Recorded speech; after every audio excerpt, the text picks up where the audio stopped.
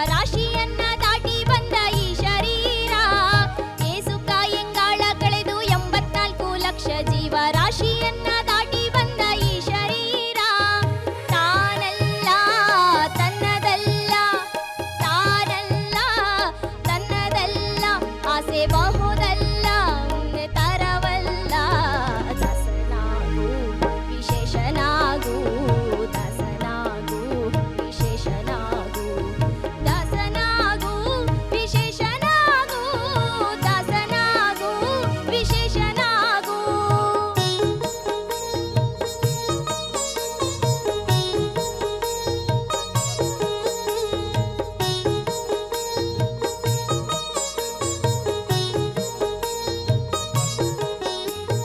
ಆಶ ಕ್ಲೇಶ ದೋಷವೆಂಬ ಅಬ್ದಿಯೊಳ್ಳು ಮುಳುಗಿ ಯಮನ ಪಾಶಕ್ಕೊಳಗಾಗದೆ ನಿರ್ದೋಷಿಯಾಗು ಸಂತೋಷಿಯಾಗು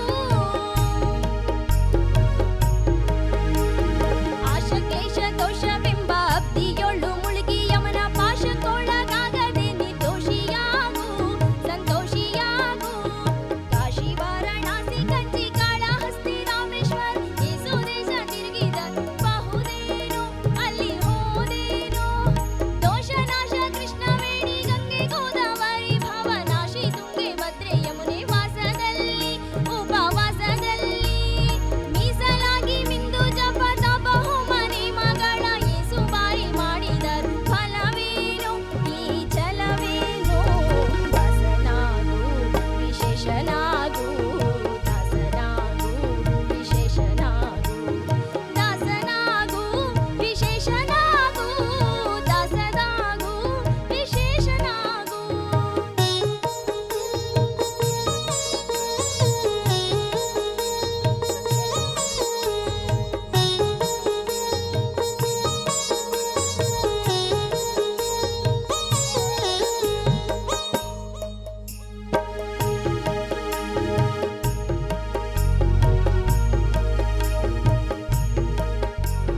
ನೂರು ಬಾರಿ ಶರಣು ಮಾಡಿ ನೀರ ಮುಳುಗಲ್ಯಾಕೆ ಪರನಾರಿಯರ ನೋಟಕ್ಕೆ ಗುರಿಯ ಮಾಡಿದಿ ಮನ ಸೆರೆಯ ಮಾಡಿದಿ ನೂರು ಬಾರಿ ಶರಣು ಮಾಡಿ ನೀರ ಮುಳುಗಲ್ಯಾಕೆ ಪರನಾರಿಯರ ನೋಟಕ್ಕೆ ಗುರಿಯ ಮಾಡಿದಿ ಮನ ಸೆರೆಯ ಮಾಡಿದಿ ಸೂರೆಯೋಡು ಸೂರೆ ತುಂಬಿ ಮೇಲೆ ಹೂವಿನ ಕಿರುಗಂಧ ಅಕ್ಷತೆಯ ಧರಿಸಿದಂತೆ ನೀ ಮೆರೆಸಿದಂತೆ ಗಾರುಡಿಯ ಮಾತ ಬಿಟ್ಟು ನಾದ ಬ್ರಹ್ಮನ ಬಿಡಿದು ಸಾರಿ ಸೂರಿ ಮುಕ್ತಿಯನ್ನ ಶಮನದಿಂದ ಹಾಗೆ ಸುಮನದಿಂದ ನಾರಾಯಣ ಅಚ್ಯುತಾನಂದಾದಿ ಕೇಶವನ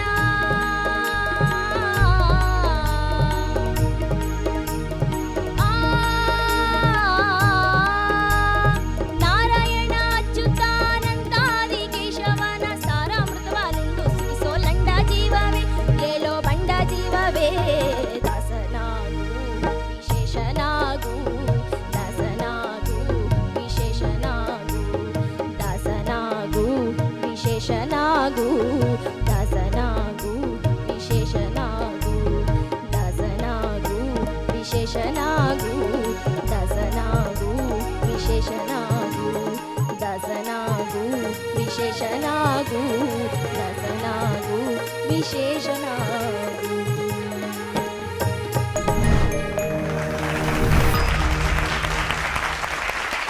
ಹಾಯ್ ಚೈತ್ರ, ಆಯ್ತಾ ಹೇಗಿದ್ದೀರಿ? ಚೆನ್ನಾಗಿದ್ದೀನಿ. ದಾಸನಾಗು ವಿಶೇಷನಾಗು. ಓಕೆ, ಈ ಹಾಡು ಹೇಗೆ ಅನ್ನಿಸ್ತು ಅರ್ಚನಾ ಮ್ಯಾಮ್? ಪಲ್ಲವಿ ಕರೆಕ್ಟಾಗಿ ತಗೊಂಡ್ಲು. ಚರಣ ಏನಾಯ್ತಮ್ಮ? ಯಾವುದೋ ಬೇರೆ ನೋಟಿಂದಾನೇ ತಗೋಬೇಕಿತ್ತು, ನೀನು ಎನ್ನೆಲ್ಲಿಂದನೋ ತಗೊಂಡು ಅಲ್ವಾ? ಅದು ಮ್ಯಾಮ್ ಬಿ ಜಿ ಎಮ್ ನನಗೆ ತುಂಬ ಲೋ ಆಯಿತು ಅಂತ ಅನ್ನಿಸ್ತಿದೆ. ಪ್ರಾಕ್ಟೀಸಲ್ಲೇ ಬೇರೆ ಥರ ಬಿ ಜಿ ಎಮ್ ಲೋ ಹೆಂಗಾಗಕ್ಕೆ ಸಾಧ್ಯ? ಸ್ಟಾರ್ಟಿಂಗ್ ತಗೊಬೇಕಾದ್ರೇ ಅವ್ರು ಅದೇ ಶ್ರುತಿಯಲ್ಲೇ ನುಡಿಸಿದ್ರು. ಇದು ಪಲ್ಲವಿಗೆ ಬೇರೆ ಶ್ರುತಿಲಿ, ಚರಣಕ್ಕೆ ಬೇರೆ ಶ್ರುತಿಲಿ ನುಡಿಸ್ಲಿಲ್ವಲ್ಲ? ಅದೇ ಶ್ರುತಿಯಲ್ಲೇ ತಗೋಬೇಕಾದ್ರೇ ಅವ್ರು ಏನಾದರೂ ನುಡಿಸ್ಲಿ, ನೀನು ಯಾವ ಸ್ವರದಿಂದ ತಗೋಬೇಕೋ ಅದೇ ಸ್ವರದಿಂದ ತಗೋಬೇಕಲ್ವಮ್ಮ? ಚರಣ ಹೇಗೆ ಬರುತ್ತೆ? ಸ್ಟಾರ್ಟಿಂಗ್ ಹೆಂಗೆ ಬರುತ್ತೆ ಹೇಳು.